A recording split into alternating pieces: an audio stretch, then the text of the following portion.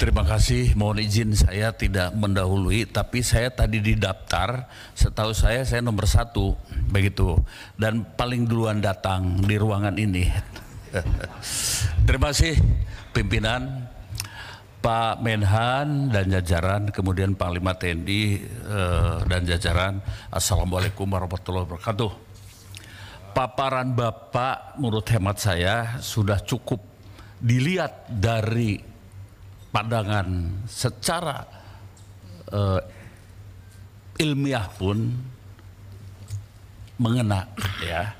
Jadi kita sependapat. Yang pertama itu, kalau kita mau berbicara soal postur Tentara Nasional Indonesia, kita berbicara dulu soal ancaman. Hakikat ancaman itu seperti apa? Kemudian Bapak tadi bicara geopolitik, geostrategi, kemudian ada hotspot, misalnya di Laut Cina Selatan, ada hotspot di Papua dan sebagainya. Menurut hemat kami sudah terpenuhi, ya, ada bayangan di kami.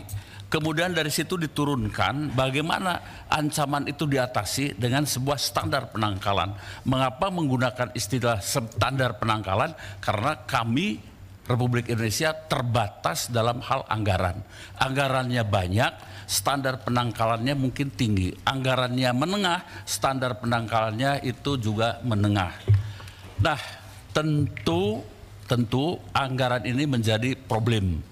Ya, kita ada uang tetapi masih membutuhkan untuk misalnya saja, ya, kesehatan, untuk mungkin meningkatkan gizi anak-anak seperti program Pak Presiden dan lain sebagainya. Sehingga untuk standar penangkalan itu mungkin tidak tinggi, tetapi tidak seperti dulu kita membuat sebuah program minimum essential force, tapi mungkin di atas minimum begitu. Nah, tentu yang ingin kami tanyakan itu adalah bagaimana bayangan Bapak atau kira-kira proyeksi 5 tahun ke depan tentang postur TNI yang akan kita bangun.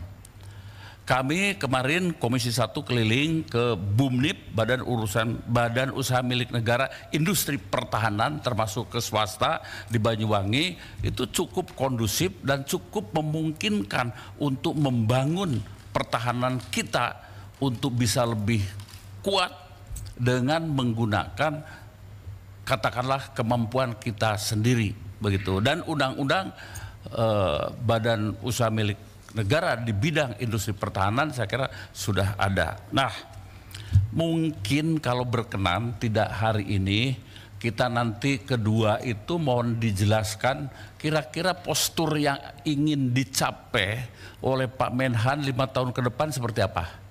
Dan tentu nanti kita tertutup saja pimpinan, ya. Kemudian kita proyeksikan kemungkinan anggarannya dan sebagainya.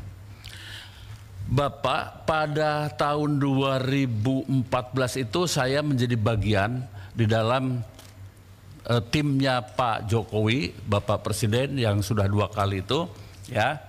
Ada nawacita khusus untuk pertahanan. Waktu itu konsep kami itu untuk anggaran itu adalah 1,5 GDP. Itu kira-kira jatuhnya sekitar 200 sampai 225 triliun per tahun. Nah, itu baru sedikit ideal, belum terlalu ideal.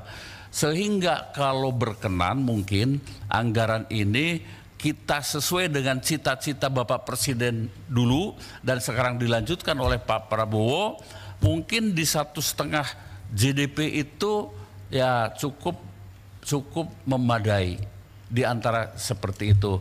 Sehingga konsep untuk pembentukan Tentara Nasional Indonesia yang mampu menghadapi ancaman ke depan yang semakin tidak baik-baik saja itu akan sedikit terpenuhi.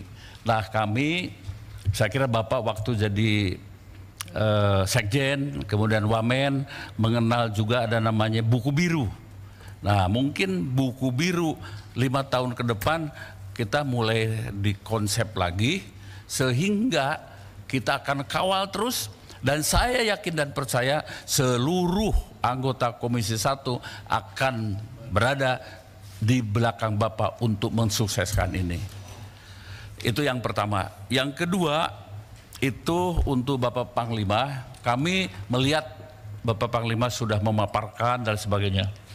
Kami tidak berusaha untuk mengingatkan, tidak. Ini hanya memori bersama bahwa Tentara Nasional Indonesia itu adalah tidak berpolitik praktis. Dan kemudian tadi saya mengacu pada pidato dari Pak Menhan bahwa TNI itu adalah netral. Nah, kami mungkin ingin menyampaikan, kita berharap seluruh prajurit TNI darat, laut, udara dan PNS-nya itu tetap netral, terutama dalam menghadapi pilkada yang akan datang. Hari ini dengan besok itu adalah hari terakhir untuk masa tenang. Benar-benar biarkanlah mereka tenang, dan tentu berharap TNI tidak berpihak kepada partai atau calon siapapun. Andaikan ada yang bertanya kepada saya, Pak TB setuju tidak kalau TNI mendukung PDI Perjuangan? No way, janganlah ya. Biarkan saja Tentara Nasional ini berdiri tegak menjadi milik seluruh anak bangsa, dan itu menjadi marwah para prajurit TNI. Terima kasih pimpinan. Wassalamualaikum warahmatullahi wabarakatuh.